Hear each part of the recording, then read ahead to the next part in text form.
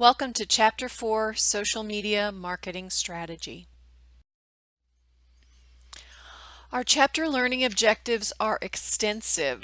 For this particular chapter, we're going to begin with why is strategic planning important? Where does social media marketing planning fit into an organization's overall planning framework? What are the steps in social media marketing strategic planning? What are the phases of social media marketing maturity? And what are the key components of an organizational social media policy, and why is it important to have such a policy in place? Let's begin. Before we do, I want to make sure that if you haven't already, I'm pretty certain that you have downloaded and printed the social media marketing plan template. This is my primary teaching tool, and we will use that template and that research that goes into completing that template and turn that into a plan draft, and then finally into your social media final project pitch. This is an outline that you will follow. Please note it is a template. You will be using it to create your own group plan, but it's a good step-by-step way to approach the topic of social media strategic planning. In my practical opinion, all good marketing plans do four things clearly. First, they describe one or more problems, needs, or opportunities. This correlates to section 1 of the social media marketing template. Number 2, they describe the desired outcomes, also known as SMART objectives. This is your section 2. Number 3, they describe the proposed solution, including a time frame. This would be number 3, 4, 5, and 6. And then finally, they describe how and when success or failure will be measured and reported. Now, strategic planning is strategic planning. You'll hear me say that multiple times throughout this course. There is no magic formula. However, these four things from the very first marketing class I took back in the 80s to last week when I consulted with a potential client about their need for some strategic planning, this is the basic framework. Learn it, remember it, refer to it. No matter how many sections you might include in the plan, as long as your plan answers these four questions clearly, you are good to go. Other things to keep in mind are two things that make a plan convincing. Number 1, they need to be well articulated, meaning they tell a complete and cohesive story. And when we're talking about group projects, especially academic group projects, the temptation is to assign the different sections to various members of the team and then bring all the components back, copy and paste, and then turn in the final document. And that's all well and good for academic purposes, but you need to turn all of these disparate parts into a complete cohesive story. You need to write in the same person. You need to make sure that things are parallel and that it in fact tells the story of your strategic plan from start to finish. The other thing that it needs to do is it needs to be creative. Obviously, in social media marketing, we need to think proverbially outside of the box, but we also need to be rooted in research. The more we can research and justify our choices, the more convincing our plan is. It was one thing, maybe 10 years ago to stand in front of someone and suggest that social media marketing is the way to go. And just because it was new and shiny, most of the time the answer was yes, we need to be on social media. That doesn't make it strategic. And in fact, those kinds of attitudes and people in the industry have made it more difficult for those of us who are practitioners and ethical and rooted in research. It makes that sell more difficult, but not impossible. So essentially, we are creating a map for success. Every strategic plan points the way to success. Why plan? The book gives you several answers here. Planning ensures that an organization understands its markets and its competitors. It helps to ensure that organizations are aware of the changing marketplace environment. When organizational partners participate in the planning process, they are better able to communicate and coordinate their activities. Planning requires that objectives are set and agreed upon, which improves the likelihood of those objectives actually being met. It enhances the ability of managers to allocate limited resources using established priorities. But finally, and I think most importantly, which is where the map analogy comes in, planning enables success to be defined. Success or lack thereof then becomes a measurable outcome that can guide future planning efforts. What is success as defined by our objectives? How are we going to measure it? How are we going to report it? We begin with the end in mind in strategic planning.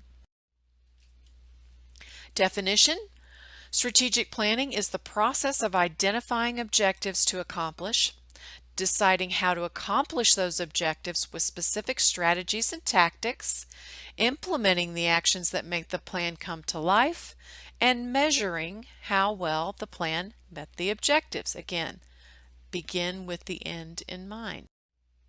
What is a marketing plan? A marketing plan is a written, formalized plan that details the product, price, distribution, or place, and promotional strategies that will enable the brand in question to accomplish specific marketing objectives. This is not new, you guys. I have a marketing textbook, believe it or not, from my first marketing class that I knew, I just had a hunch that I needed to keep it. And it still has the same information as a brand new marketing textbook was. A plan is a plan.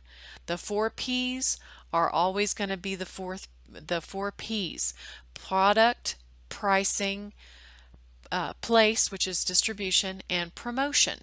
Those are always going to be the 4 basic P's. And as social media marketers, we are most concerned with that last P, promotion. We are not determining what kinds of products to offer. We are not determining price structure, and we are certainly not deciding distribution channels for our client. We are attempting to help them communicate in the noisy atmosphere so that we can best position our client in the highly competitive industry that they are participating in. In fact, if you look on table 4.1, you'll see a typical marketing plan, and you will understand once you begin working on the draft that it basically outlines the same kind of thing that you're going to see in almost each and every marketing plan that exists. Where does then social media management planning fit? Well, it fits right alongside, it needs to seat at the table of any corporate C-suite. It needs to be aligned with everything from the vision, mission, the corporate goals, the corporate culture, what the available resources are. It's a top-down planning situation, and so frequently social media planning is what we call an add-on, and it's not fully baked in to the corporate vision and mission and all of the things that I just mentioned, and that is a big mistake. This is part of the overall marketing planning. Marketing planning is fundamental to business success, and it needs to fit right in along with everything else. What are the steps in social media marketing planning? These are: you conduct a situation analysis, you state objectives, you gather target audience insight, you select your social zones and vehicles, you create an experience strategy, you establish an activation plan, and then finally you execute it, and then you measure and report the results. So let's go through these steps one at a time. The situation analysis. You jumped right in there already in week 1 and you began to look at the situation analysis, which usually details the current problem or opportunity the organization is facing at the moment. It will typically include a SWOT and social media audits on both the organization and its competitors. So figure 4.1 shows you what the textbook authors consider a social media audit template.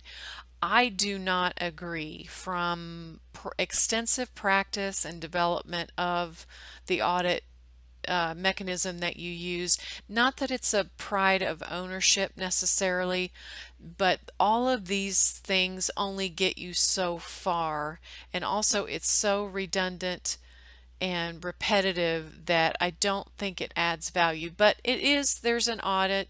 You can search social media audits. There's templates out there everywhere. There's nothing really proprietary in the document that I had you execute, but from practice and using it both professionally and academically, I feel it's more robust than the audit tool mentioned in the textbook. Competitive audit, here again, they make it look different. I say keep it simple. I always use the KISS rule when anything to do with planning or execution in marketing. And frankly, I would suggest that if you wanted to do an audit on CVS Pharmacy's competitors, you just use the same tool that you used for your client social media audit and do the same thing. In fact, in my undergrad class, they have to do both a client audit and a competitive audit. Your SWOT analysis, however, and we're looking at that very closely this week, they're commonly found in a table. You need to make sure that they're easily understood. A lot of work goes into brainstorming SWOT analyses, but essentially you understand they look at strengths and weaknesses of our client, which are internal. We have control. Loyal customers are a function of having a strength, right? So they are in our control. If it's a weakness, if loyal customers are a weakness, then we can work to improve that situation. It is under our control. On the flip side, the bottom of the table are external opportunities and threats, and you need to understand that this is where we begin to do our strategic planning. What are the opportunities in the promotional sphere? Social media as a cost-effective channel, or a cost-efficient channel rather. That provides the opportunity to, hey, if we're not doing social media marketing, we now have this opportunity that we have no control over. We didn't invent social media. We cannot control who uses social media, but we can take advantage of the opportunity, if you will. Threats are also outside of our control. Disasters affecting ability to meet demand. If for some reason we run out of, our suppliers run out of medication and we cannot fill our customers' prescriptions, then we've got a problem. Strong brand competition from competitors like Toyota. This happens to be Honda's social media SWOT analysis, but this is what a common SWOT analysis will look like. 3 to 5 bullet points. If you feel the need to explain further, put it in an appendix or an associated document. These are an at-a-glance kinds of materials. Objectives. An objective is a specific statement about a planned social media activity in terms of what that activity intends to accomplish. So in a larger sense, a marketing objective would be specific to marketing function. In this instance, we are looking at social media activity. Obviously, Smart objectives. Now this is where we jump in off the high dive and we may or may not have a belly flop. Smart objectives, obviously it's an acronym. If you Google it, you're going to get different definitions for the A and the R, sometimes mostly the A part. This is the acceptable definition. It comes right out of the book. Specific. Be specific about who, what, when, and where. Measurable. You must be able to measure and specify the desired change. Appropriate and realistic. Appropriate means consistent. Remember, where does social media marketing fit?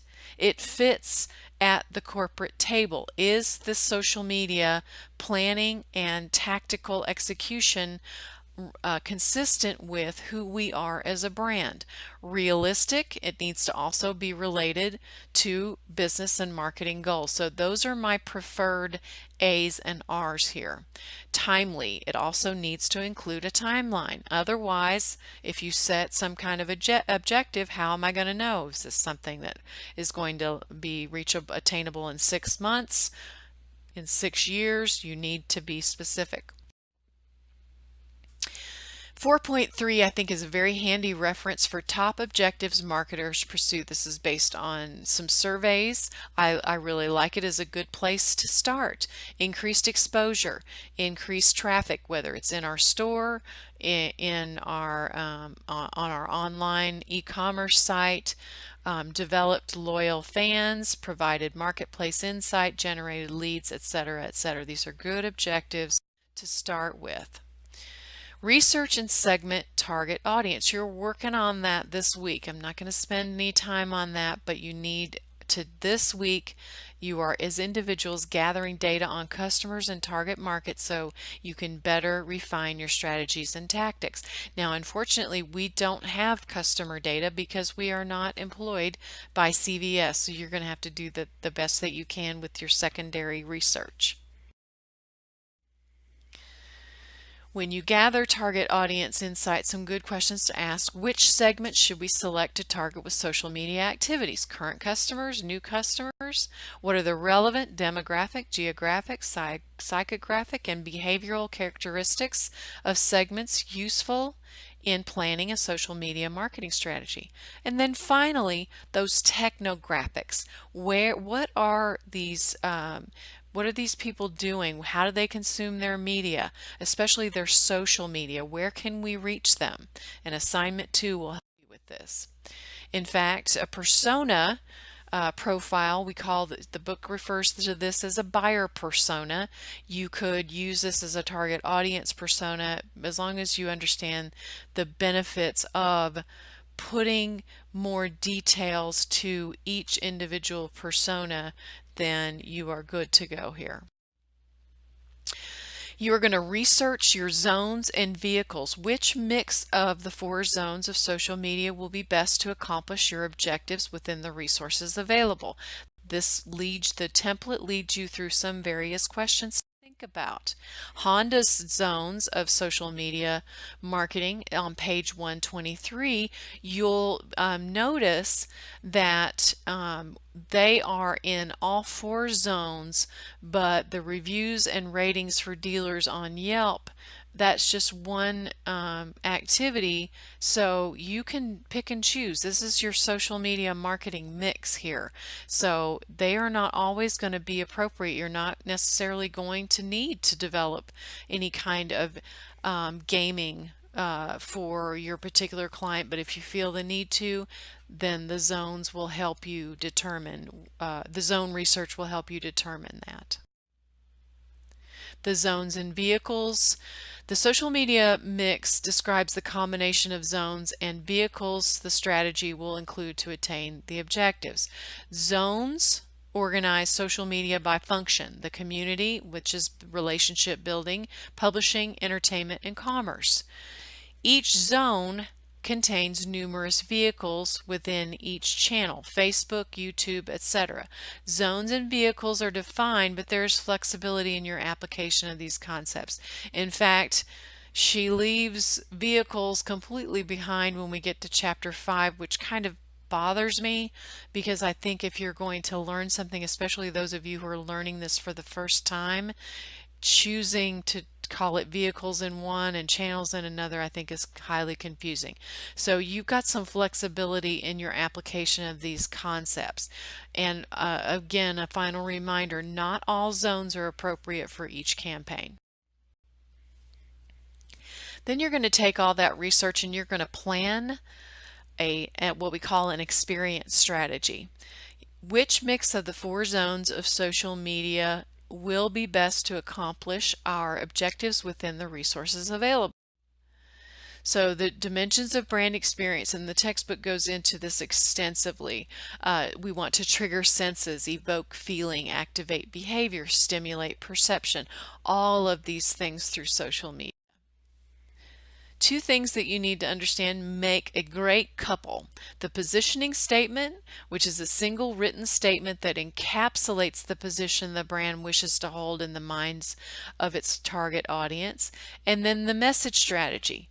The message strategy flows from this position statement. It refers to the creative approach you will use throughout your campaign, flowing straight from the position statement. It's a single written statement that encapsulates the position the brand wishes to hold in the minds of its target audience, as I just said. So you take the position statement and complete your marketing or your message strategy, and both of those things go together like hand and glove. The creative brief is another possibility that you can create. I am not going to require you to complete a creative brief, but it's another approach. It addresses 8 different questions when you approach planning. It could be that those of you who are actually working in social media could take this and then turn this into, a document that you use on the job. I am not going to hold you accountable for this, but I wanted you to be aware that this type of thing exists. Your activation plan, you're moving from planning to action. And this is where the tactics come in Chapter 5. How do we make the plan happen? Who's responsible? What is the timing? What budget is needed to accomplish each objective? And how do we ensure the plan is consistent with our larger objectives? And the one comment that I want to make sure that you understand clearly is that often people think, oh, well, social media is free. Social media, in fact, is not free. And Charlene Lee says it better than anyone else. Social media trades media costs for labor cost. So there is always going to be a cost associated with social media marketing.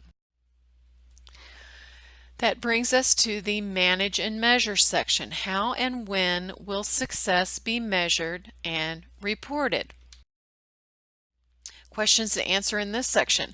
What metrics will allow us to assess effectiveness? How will we collect the data to assess, and how often will we measure and report? Basically, this is you being held accountable to your client. Your objectives state what they should expect to achieve through hiring you as their firm, and then you're going to tie those objectives right here to this management and measurement section, and you're going to specify and reiterate the metrics that you chose to include in your objectives, and then you're going to let them know how frequently you're going to measure and report, and then your team will also know what data needs to be collected when. So let's take a look. The book talks about measuring success. Honda Loves You Back campaign. She touts 44 million unique earned media impressions, hundreds of thousands of YouTube views, positive sentiment, social word of mouth.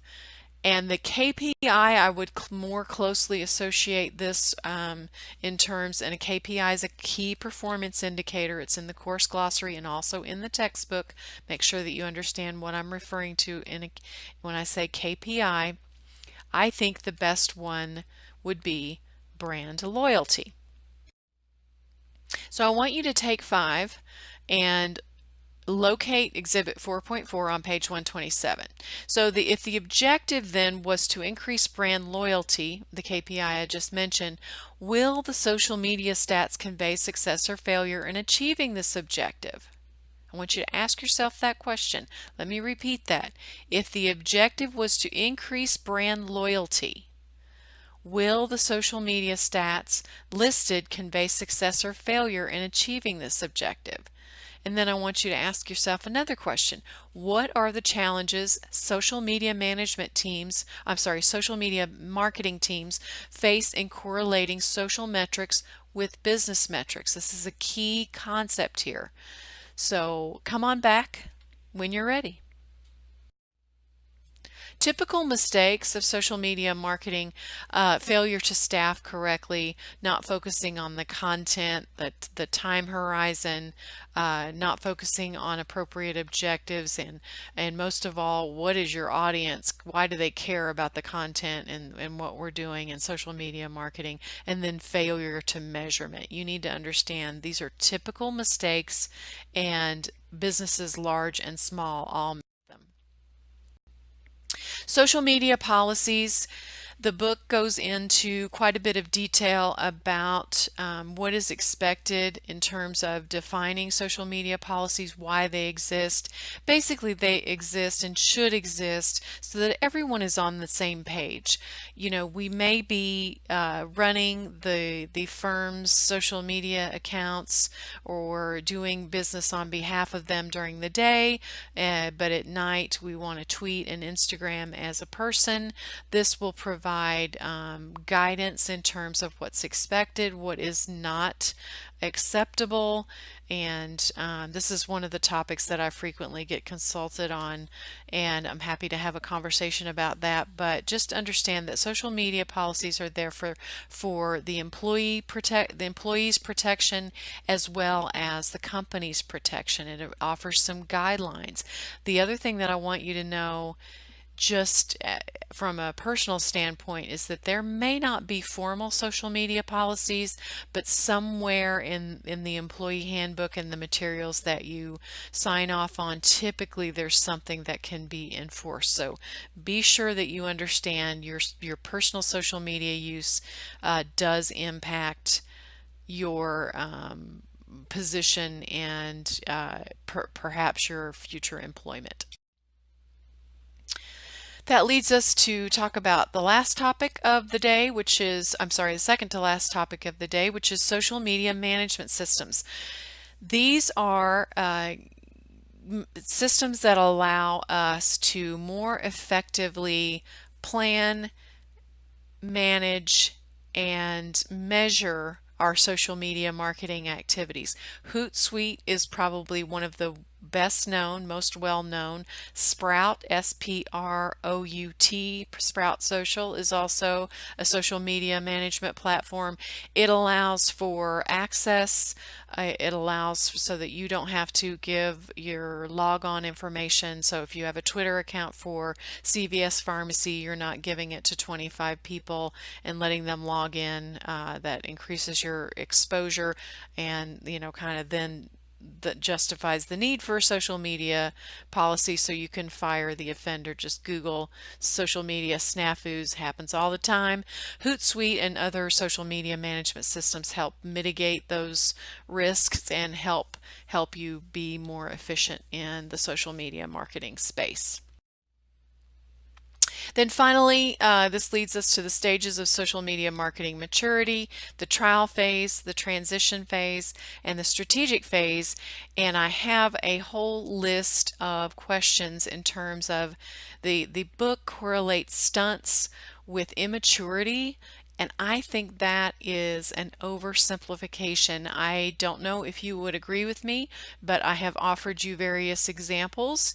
It doesn't necessarily, correlate, but sometimes it does, obviously. So I want you to answer the question for yourself, but just understand that you are held accountable for these stages: the trial, transition, and strategic phase. Obviously, we want to be in the strategic phase, which is what this class is all about. So finally, we've answered 5 questions for you, and that concludes the Chapter 5 lecture.